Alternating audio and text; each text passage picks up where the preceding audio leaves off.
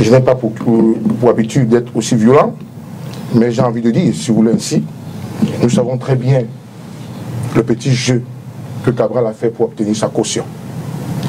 Aujourd'hui, on va le dire. Vous avez voulu vous livrer à cet exercice, ce n'était pas sûr pourquoi je venais ici. Nous savons qui a payé la caution de M. Cabral Libye. Qui a payé la caution de M. Cabral? Le secrétaire général du RDPC. Mais est-ce qu'on a les preuves, monsieur Wabo? Prenez votre temps en patience. Et nous savons qui était l'intermédiaire. C'est votre ami avocat, Maître Christian Timban, dont j'ai une information, je peux la prouver à tout moment. D'accord? Cabral Libye, Jean Kuete a-t-il payé votre caution pour être candidat du parti Univers à l'élection présidentielle de 2018? Évidemment non. C'est évident. C'est encore l'occasion pour moi de saluer le peuple camerounais. Je sais que j'ai réussi en 2018 une chose historique.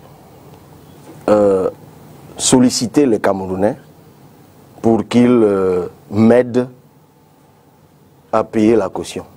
Je sais que personne d'autre ne l'a fait avant et qu'il est difficile pour les autres de le faire pour au moins deux raisons. La première, c'est qu'ils n'ont pas le niveau de popularité qui leur permet de solliciter le peuple. La deuxième, c'est qu'ils ont passé le temps à mentir. Vous savez, on a construit un système au Cameroun où on a fait croire aux gens que pour faire la politique de haut niveau, il faut d'abord être riche, il faut d'abord avoir je ne sais trop quoi. Et beaucoup ont construit le mythe de la richesse, de la fortune et tout. Et ils n'ont pas l'humilité.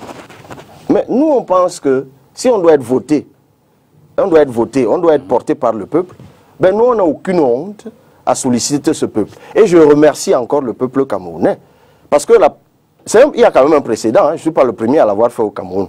La première fois qu'une levée de fonds populaire a été faite au Cameroun pour un homme politique, ça date exactement de 1952. Là, vous parlez pour l'élection, parce qu'on a vu des levées de fonds populaires qui n'étaient pas forcément pour soutenir un candidat, mais pour d'autres. En tout cas, des levées de fonds qui ont connu le retentissement qui a été... qu'a connu. Vous savez qu'il y a eu une levée de fonds récente pour la lutte contre le Covid, par exemple. Oui, mais ça c'est autre chose. D'accord. Je vous parle de politique. Ok. Je vous parle de politique. Donc, il y a Ruben Oumiobe qui avait bénéficié d'une telle levée de fonds en 1952 pour son premier voyage à l'ONU. Je l'ai d'ailleurs découvert dans un ouvrage de M. Eno Meyomese. Du coup, la comparaison est faite. C'est le peuple. Maintenant, je peux comprendre que cette prouesse politique suscite des jalousies, des haines. Le monsieur dont vous Max Wabo, parlez... du MRC. Comment? Max Wabo.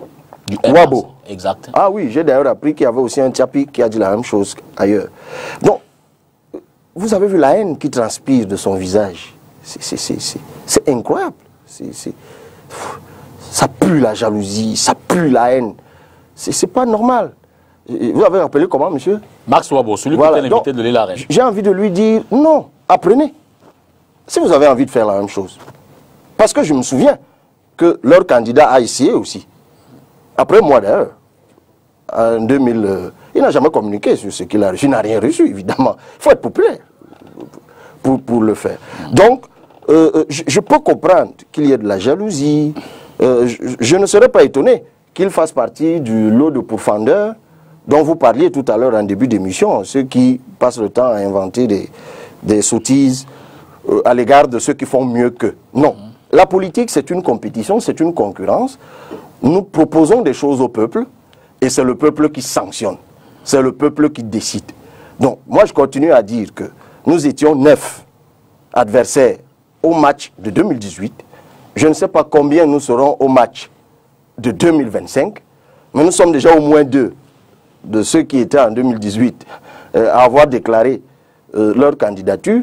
Et il me semble d'ailleurs que c'est ce qui a inspiré M. Jean Crépin-Nyamsi, qui a dit, bon, ben, s'il y en a déjà 2 qui ont déclaré leur candidature, il faut déjà commencer à les confronter pour qu'on sache ce que chacun propose. D'ailleurs, moi, je ne sais même pas pourquoi il y a encore aucun